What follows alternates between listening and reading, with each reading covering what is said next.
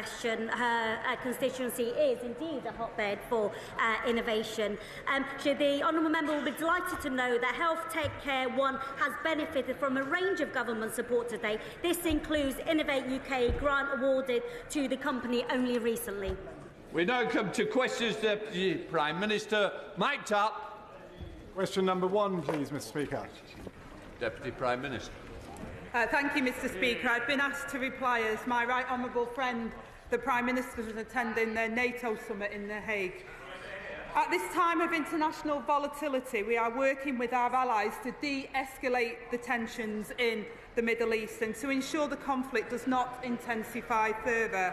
Our aim continues to be preventing Iran from securing nuclear weapons and to urge the Iranians to return to negotiations. Mr. Speaker, the situation in Gaza remains the gravest concern. Seeing the return of more hostages' bodies and that of Shay Leveson and the Israeli with British family is heartbreaking. The remaining hostages must be released, and while aid must be delivered at greater speed and volume. Mr. Speaker, this week is Armed Forces Week. Our commitment to armed forces is unwavering. The Strategic Defence Review outlines how we will give our armed forces better pay, better housing and better kit, and I pay tribute to their commitment, bravery and selflessness.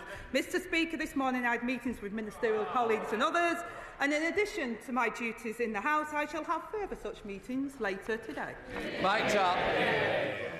Thank you, Mr. Speaker. The party opposite gave up on law and order. They betrayed our country and let criminals run riot. Now they desperately post wannabe superhero videos, shamelessly pointing at the problems that they created.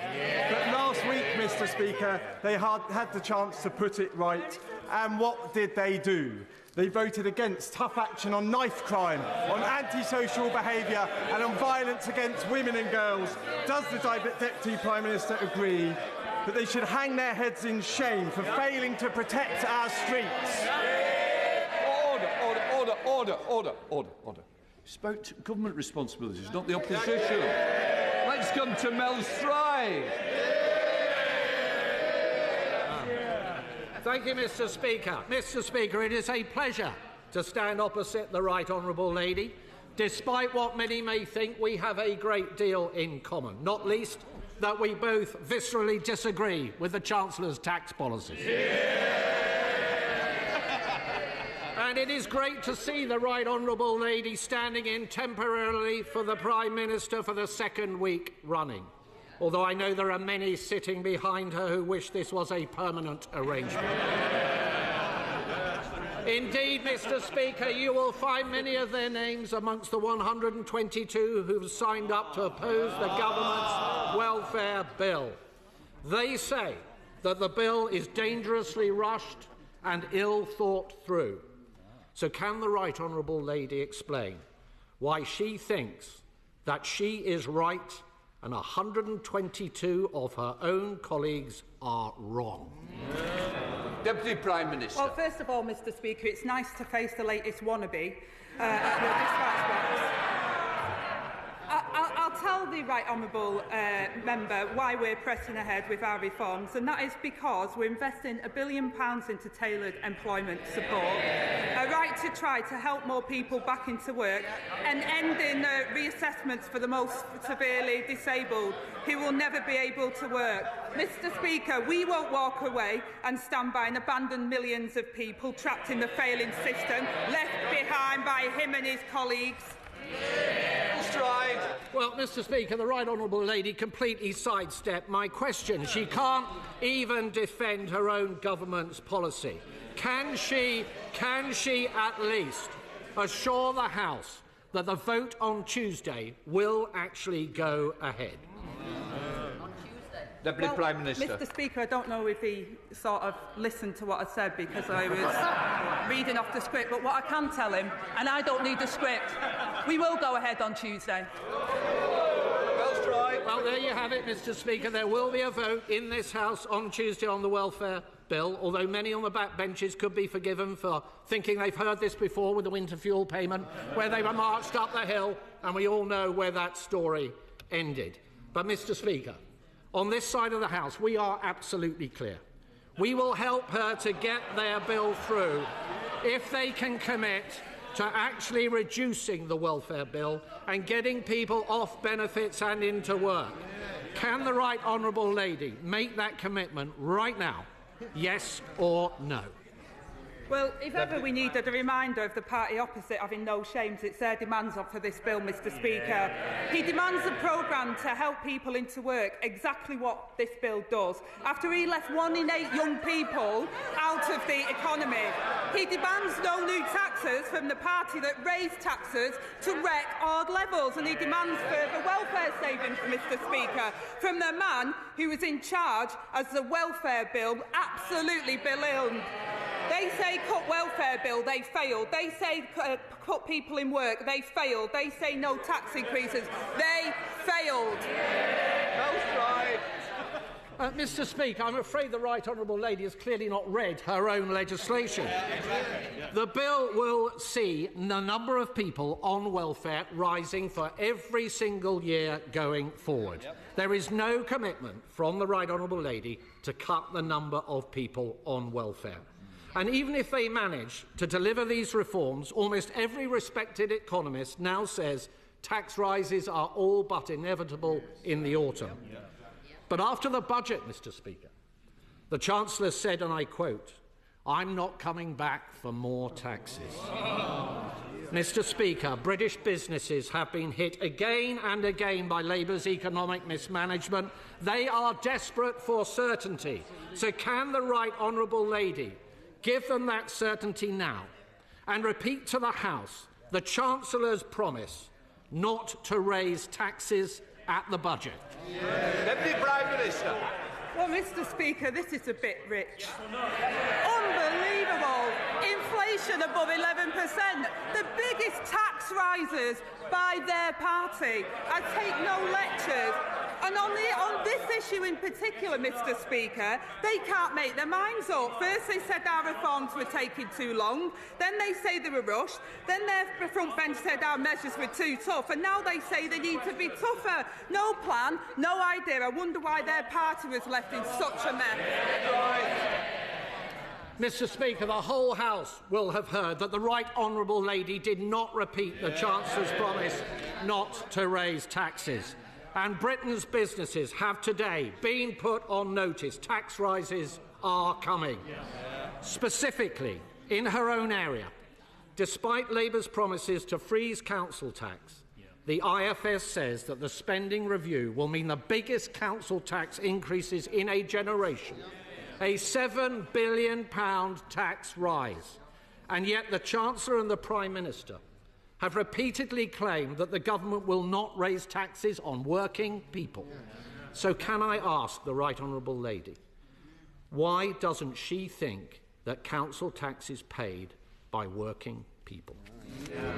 Deputy Prime Minister. Again, Mr Speaker, I think they've got an absolute nerve when council tax rose every single year under their government. In fact, Mr Speaker, I had to turn down the Tories on the LJ who wanted me to take away the precept to make sure that they could raise taxes above the 5%.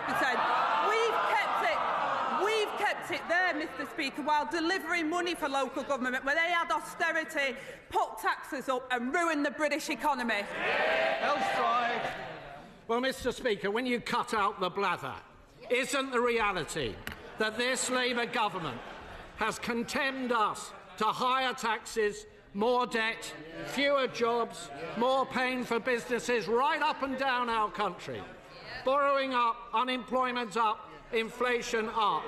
Yet the right honourable lady tells us the government's plan is working.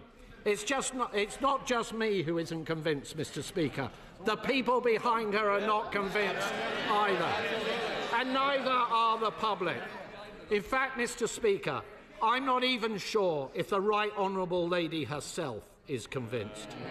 So can I ask her, isn't she just a little embarrassed to be defending policies she doesn't even agree with herself? Deputy Prime Minister. Mr Speaker, I'm embarrassed every week that somebody comes here from their opposition who doesn't apologise for the mess they this country in. There was one party that crashed the economy and left families paying the price. We're putting working people first, Mr Speaker. I'm proud. We've got a huge boost to the minimum wage, the biggest uplift to affordable housing in a generation, and expanding free school meals to 500,000 children. The Tories' choice, billions of pounds in unfunded tax cuts for the very wealthiest. We know where that gets us. It's the same old Tory failed approach. They haven't listened and they haven't learned a thing. Joe Morris. Thank you, Mr Speaker. Product Community High School in my constituency was forced to relocate to Washington after their just over 8-year-old building, built under the previous government, was found to have cracks in the infrastructure. This incredibly distressing news has required huge resilience and strength from the local community. So will my right honourable friend join me in paying tribute to the staff, to the parents, and most importantly to the students at Product Community High School, and join me in commending them for their hard work and dedication during this incredibly destabilising time? Deputy Prime Minister. Well, I will do, Mr Speaker, and I thank my honourable friend for bringing this important issue to my attention. I can only imagine the disruption and challenges facing the school community.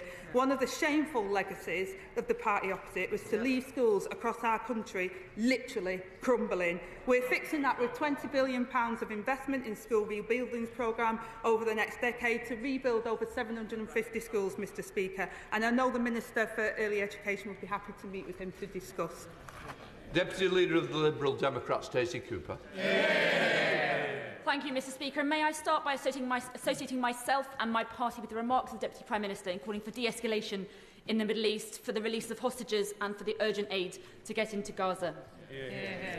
We Liberal Democrats are opposed to the government's cuts to personal independence payments and carers' allowance. And with a growing rebellion on the government's own benches, it seems as though the government may be forced to push these cuts through with the support of the official opposition. The Deputy Prime Minister knows that some of those affected are still waiting for justice after the carers' allowance scandal saw thousands of innocent carers hounded for repayments.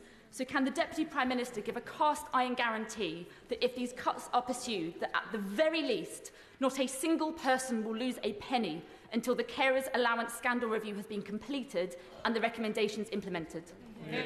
Deputy Prime Minister. Well, thank you for opening comments, Mr Speaker, and she knows that we've already been taking steps and those steps will continue on the carers' allowance. The welfare system, as she knows as well, is failing people. Labour are the party of work, but we're also the party of fairness. That's why our bill will deliver the largest permanent real terms increase to basic out-of-work support since the 1980s, invest in tailored employment support so that people can try work safely, Mr Speaker, and to ensure that those that can never work are properly supported. Stacey Cooper. Thank you, Mr Speaker. It's disappointing that the Deputy Prime Minister couldn't give that cast-iron guarantee, but if the government does pursue this bill next week, then we will pursue this matter on behalf of carers. Mr Speaker, given the reports that the government is giving a green light to President Trump's demands for a state visit to be brought forward to September, does the Deputy Prime Minister agree that the UK should urgently convene talks with the White House in advance of that state visit in order to leverage that state visit to secure US guarantees for Ukraine, including the use of frozen Russian assets, and to secure a joint UK-US message to Putin that together our two countries will not let Putin win his illegal war? Deputy Prime Minister. Well, I say, Mr Speaker, the UK government is always in discussions, negotiations and talks with our US counterparts. We're really pleased that the US President is coming for a second state visit, and we will continue to welcome in that vein and we'll continue to have those discussions. Deputy Abraham. Thank you, Mr Speaker. In Oldham, there are 727 families currently living in temporary accommodation, 8,000 families on the waiting list. And this obviously has a devastating impact on particularly the children in these families. So will the Deputy Prime Minister outline how she will use the £39 billion that have been allocated to her department in the spending review to fix the housing crisis left by the opposition? So families in Oldham, Saddleworth and wider can get the affordable homes that they need. Deputy Prime Minister. Well, my honourable friend is absolutely right, and as neighbouring MPs we know the impact on the temporary accommodation situation and children being homeless. It has on their life chances, and my honourable friend is absolutely right to raise the issue and for highlighting the excellent work, Mr Speaker, of Dr Laura Nilsson, who is supporting us to develop a cross-government homelessness strategy. All children should have a safe and secure home, and that's why I'm so proud that we've confirmed the biggest boost to social and affordable housing investment in a generation. We're getting on with the job of the mess they left behind. Gavin Roberts. Very much, Mr Speaker, and can I identify my colleagues and I with the comments around de-escalation in the Middle East. The Deputy Prime Minister, I hope, will condemn recent disorder in the streets of Northern Ireland, as the Prime Minister and indeed my colleagues have.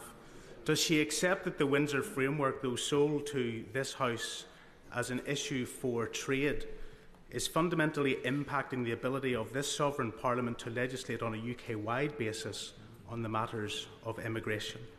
Will she commit to ensure this government continues to robustly challenge against that expansionism that is currently before the courts?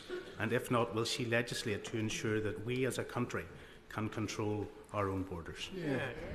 Deputy Prime Minister. Well, first of all, Mr Speaker, I do condemn the violence on the streets, and the provisions in the Belfast Good Friday Agreement referred to in Article 2 of the Windsor Framework sought to address the long-standing and specific issues relating to Northern Ireland's past. I hope the Right Honourable Gentleman is assured that we're appealing a number of the law relating to Article 2 of the courts, including the Supreme Court, and I hope he will also be assured by the reality that the government is consistently applied and enforced immigration law on a UK-wide basis, and the government will take all necessary steps to defend that position, just as we will remain committed to protecting rights across the whole of the UK, Mr Speaker, as it should be Parliament that makes rules on immigration. Rebecca Longberry. Thank you, Mr Speaker. Last night, Newsnight covered the Daily Mirror's 3-year investigation of the Newt blood scandal, in which thousands of troops had blood and urine monitored, even chest x-rays, during nuclear weapons tests, but the results were withheld from their medical records and their suffering denied for decades. So as a fierce supporter of these men and their families who she's met with me, will the Right Honourable Lady agree this Armed Forces Week that time is now of the essence? These elderly veterans deserve answers, justice and an apology. Deputy Prime Minister. Well, as my honourable friend said, Mr Speaker, I commend her for the campaigning work that she's done on this issue, and I have met with some of those affected, and I know the strength of feeling on this, and I've heard their deeply personal testimony and experiences. I pay tribute to all of the nuclear veterans and their enduring contribution to our nation's security, especially during Armed Forces Week, and we're looking into unresolved questions regarding medical records, Mr Speaker, as a matter of a priority. Ben Lake. Mr Speaker, I should like to join the Deputy Prime Minister in thanking members of the Armed Forces community for their service. And Mr Speaker, I've had the privilege in recent months of meeting many veterans in my own constituency, some of whom still carry the trauma of war. Some, including amputees, have told me how repeat disability assessments are too often required of them in order to access financial support. And so does the Deputy Prime Minister agree with me that veterans with life-changing service-related injuries should be exempted from repeat disability assessments in future? Deputy Prime Minister. Well, Mr Speaker, again, that part of the reforms we want to do is ensure that those that can never work are properly supported and not put through this endless assessment. And I thank the Right Honourable Member for raising the case. We are committed to renewing the nation's contract with those that we serve, and a range of support is in place for veterans, including dedicated medical and physical health care, pathways in the NHS, employment and in housing. And the new support system, VALOR, backed by £50 million of funding, will provide a network of support centres to connect veterans with local and national services. Natasha Irons. Thank you, Mr Speaker. Successive Conservative governments stripped our councils of funding for youth services, pitting them against services with stronger statutory protections. This has led to 1 in 8 councils no longer having a youth centre, and in Croydon, London's youngest borough, is about to lose its youth engagement team and its last crumb of council-run universal youth provision. So can she outline what this Labour government is doing to support our young people? And does she agree with me that this is time again to look at statutory protections for youth services so that all young people, no matter where they live, can get the services they deserve? Prime Minister. Well, I completely agree, my honourable friend, that the party opposite left a trail of devastation across education and youth services, and given half the chance, judging by their moans, Mr Speaker, they'd do it all over again. We're making different choices, working with young people to draw up a landmark new national youth strategy, investing £145 million this year to provide stability to the youth sector, rolling out youth future hubs to expand access opportunities and reduce crime, and extending access to mental health support to nearly 1 million more children this year. James McCleary. Thank you, Mr Speaker. The Government's expansion of funded childcare from September is welcome, but early years settings are facing a critical staffing crisis that could make expanded provision practically impossible. Not enough applicants, lack of qualifications, low salaries and high turnover mean that many nurseries are operating well below capacity. Many now find themselves operating at a loss due to increased national insurance contributions. So can the Deputy Prime Minister outline what clear steps the Government is taking to address the crisis in early years staffing to ensure that all our children get the best possible start in life? Well, Mr Speaker, first of all, I'll out that one of my kids is in the gallery and he's just completed his studies on early years, so hopefully that will add a little help to that. But look, we inherited a depleted early years sector, Mr Speaker, but we're determined to make sure that all children have the best possible start in life, and that's why we're delivering the largest ever uplift to the early years pupil premium, boosting family hubs and Start for Life, funded by £126 million this year, and investing £370 million to create tens of thousands of places in new and expanded school-based nurseries. Chris Curtis. Thank you, Mr Speaker. Milton Keynes has one of the fastest growing tech sectors in the country, with 1 in 3 people now working in tech jobs at firms like Red Bull Racing and the AI company Amy. Now, Eleanor, a student in my constituency, is in the gallery today, so can the Deputy Prime Minister let her know, and this House know, how the Government's new industrial strategy will support our tech sector and provide her generation with good quality jobs in the future? Prime Minister. Well, I'm glad to see that I'm not the only one who's got a young person destined to future in the gallery today. And my honourable friend's been a huge champion for Milton Keynes, and he's right. After the Tory decline, it's time to turn the page. We've already created 384,000 jobs since the election, and our industrial strategy will create opportunities across the country and invest in jobs and industries of the future, included in Milton Keynes, where the East Rail will help build 100,000 new homes and £6.7 million a year in the local economy. Cameron Thomas. Thank you, Mr Speaker. In 1957, my Tewkesbury constituent Ronald Clark was amongst 22,000 UK personnel exposed to nuclear testing on Christmas Island. These veterans and their descendants have suffered various cancers, crippling illnesses and deformities, but the MOD has never accepted liability. Noting the Deputy Prime Minister's response to her honourable friend, it doesn't quite go far enough. Time is running out. Will she meet with me, my constituent and these veterans to determine appropriate compensation? The Prime Minister. Well, again, Mr Speaker, I know the strength of feeling, and I'm grateful to his constituent Ronald and all the service personnel who participated in the British nuclear testing programme, and I'm sure the Minister for Veterans would be happy to meet with him and the veterans to discuss this issue. Serena Brackenridge. Thank you, Mr Speaker. Under the old guard of the Conservatives, families had to earn less than £7,400, often in low-paid and insecure work, to qualify for free school meals. But under this Labour government, thousands more children in Wolverhampton North East and 500,000 more across the country will benefit from free school meals. Will the Deputy Prime Minister outline how Labour's plans will put more money in parents' pockets?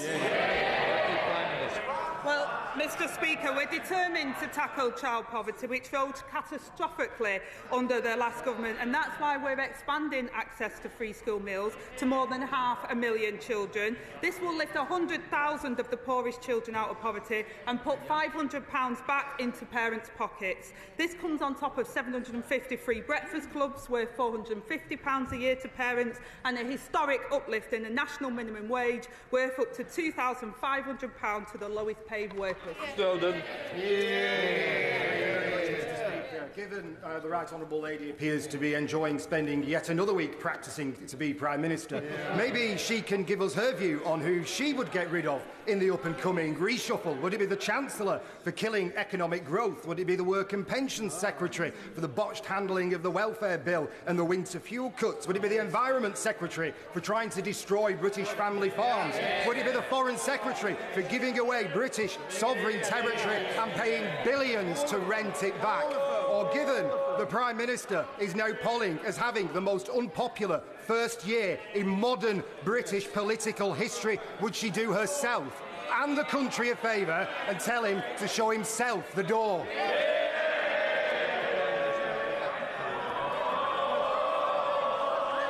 Mr. Speaker, maybe he wants to go next week because it's been quite the carousel, and the Leader of the Opposition said she was going to get better week on week. She already has in the last 2 weeks by not turning up. And Mr. Speaker, I'm just wondering when they're going to give the Shadow Justice Secretary a go. Oliver. Thank you, Mr. Speaker. I'm proud and honoured to say that I've served this country as a reservist parachute, which is why I'd like to thank and take this opportunity to thank all our service members and their families during Armed Forces Week. This Labour government has announced the largest sustained increase since the end of the Cold War. Will the Deputy Prime Minister set out how the government will rebuild Britain and secure our defence for the future? Well, Mr. Speaker, I thank my honourable friend for his question and for his service. He's absolutely right. Our armed forces represent the very best of Britain and put their lives on the line for us every day. It's our responsibility to support those who defend us, and we're delivering the biggest sustained boost to defence spending since the end of the Cold War. The Strategic Defence Review sets out our vision for defence, driving jobs and prosperity and renewing the nation's contract with those who serve to secure Britain into the future. Oliver Dowden. Thank you, Mr. Speaker, and it's a pleasure to be asking the Right Honourable Lady another question at Prime Minister's Questions, although this time just the one. There has been a proliferation of houses of multiple occupation in my constituency in places like Potters Bar and Bournemouth. Quiet residential streets like Tiverton Road and Organ Hall Road are being blighted by houses, quiet family houses, being converted into houses of multiple occupation, leading to a surge in antisocial behaviour and parking problems. May I therefore urge the Deputy Prime Minister to look at enhancing the powers of local councils to stop these kind of developments where they are not wanted. Deputy Prime Minister. Well, Mr. Speaker, I do miss our exchanges. I hope he's been wearing his Factor 50. He knows how it can get for us gingers in the hot weather. But he also knows, Mr. Speaker, that local authorities have planning powers to limit the proliferation of small houses into multiple occupation. And his government left a housing crisis. I'm getting on with fixing that with the 1.5 million homes that we're going to deliver. The member for Clacton put a singular burning injustice first: the plight of overseas billionaires paying too much tax. Does the Deputy Prime Minister agree with his priority, or with me, that the Reform UK doing sweetheart deals with the super rich is a betrayal of British working people? Well, Mr. Speaker, I was asked about the member for Clacton's mathematics the other week, and my honourable friend is absolutely right. The mask has slipped again this week. The honourable member for Clacton demands billions more in unfunded tax cuts for the very richest, while he marches through the lobbies in the House of Commons to vote against sick pay for the lowest earners. We know who pay for reform tax breaks, Mr. Speaker, for overseas billionaires, tax hikes on working people and patients being charged to see their doctor. Labour won't let that happen. Thank you, Mr. Speaker. When my young constituent Axel was given his EHCP a year ago, his primary school place was withdrawn and no replacement offered. His nursery allowed him to stay on till Christmas, but since then, apart from a short break at a school, he's had nothing. He's at home with his mum, no alternative provision for younger children, and those young children can't travel a long way. His mother also can't go to work. So while I welcome the white paper in the autumn, can the Deputy Prime Minister commit to Axel's mum, but also the parents of Freddie, Ewan, Ethan and the other 640 SEND children with no school to go, there'll be somewhere for them in September?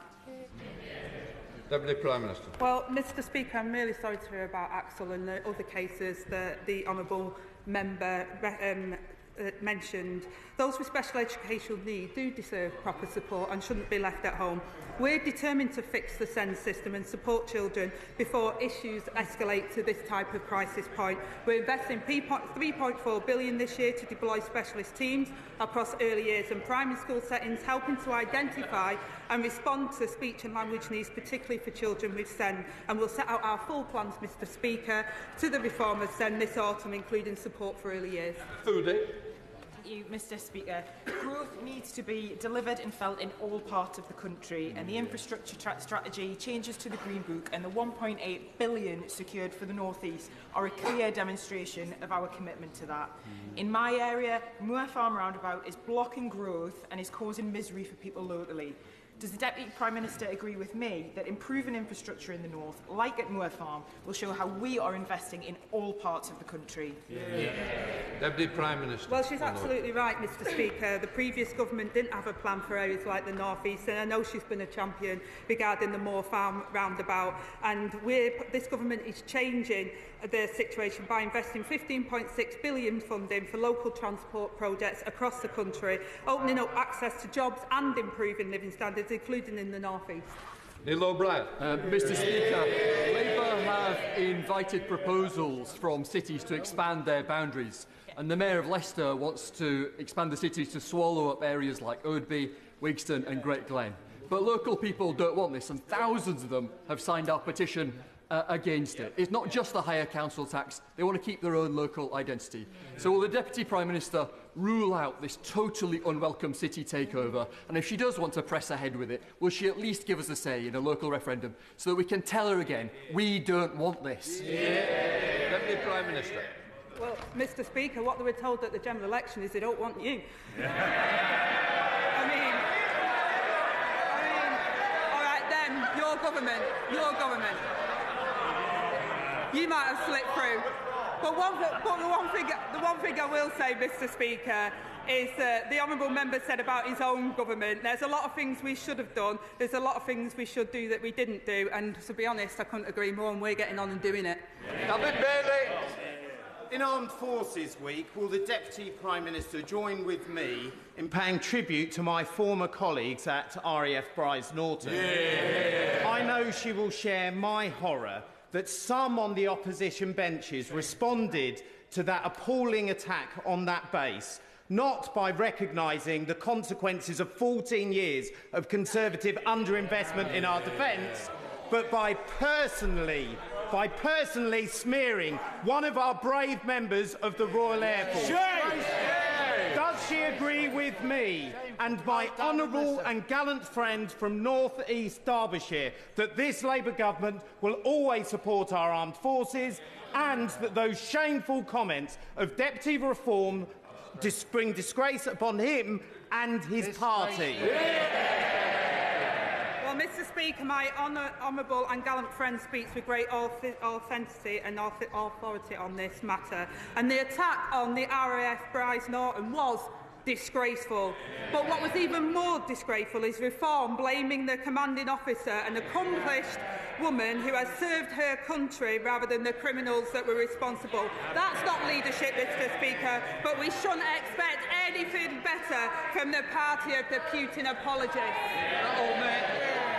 Thank you, Mr Speaker. London boroughs are collectively facing a funding shortfall of at least £500 million for the current financial year. But despite this, the money allocated to local authorities in London by the government spending review fell 35% short of the amount requested by London councils.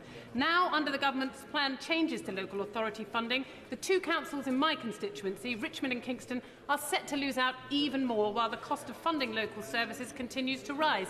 Is it the government's policy that London residents should continue to receive ever-increasing council tax bills while their local authorities have less and less money to spend? Thank you.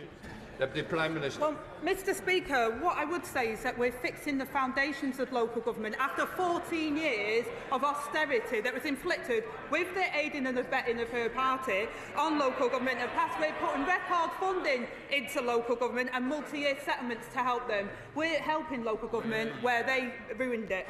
Elsa Blundell. Thank you, Mr Speaker. Digital black spots are areas without good mobile broadband connectivity or holding communities back. In Middleton, an area my right honourable friend knows well as a fellow Greater Manchester MP, many local businesses and people remain cut off from the economic growth of the wider city region due to lack of mobile signal. How can we make sure that this government's mission to capitalise on the promise of technology is felt in all parts of the country, including Middleton? Well, Mr Speaker, she's absolutely right. I've had digital black spots as well myself, so I understand the member's frustration. I would say to the member, the industrial strategy was launched this week and there were some great ideas, and now we make sure we get super fast broadband everywhere, and that we can all use our phone, Mr Speaker, to make sure we can get connected when they left us disconnected. Final question, Jeremy Corbyn. Thank you, Mr Speaker. Yesterday, 86 people were killed in Gaza by Israeli forces. A further 56 were shot dead whilst queuing for food to try to sustain themselves under the occupation of the Israeli forces. Israel stands condemned for acts of genocide, for war crimes, for their occupation of Gaza and their activities in the West Bank. So 2 points to the Deputy Prime Minister. Why does Britain still supply parts for the F-35 jets that have been used to take so much life in Gaza? And secondly, how is it that this country has got to this situation where we stand on the wrong side of international law when war crimes and genocide are concerned? So will she support my private member's bill calling for an independent inquiry into how our policies evolved into this parlous situation? Prime Minister. Well, Mr Speaker, Israel's recent action is appalling and counterproductive, and we strongly oppose to the expansion of military operations, settler violence and blocking of humanitarian aid. We have suspended FTA talks and sanctioned extremists supporting settler expansion in the West Bank, and it's a long-standing principle, Mr Speaker, that genocide is determined by competent international courts and not for government, and we do not sell arms trades directly to IDF that might breach international humanitarian law. Right, that completes Deputy Prime Minister's questions.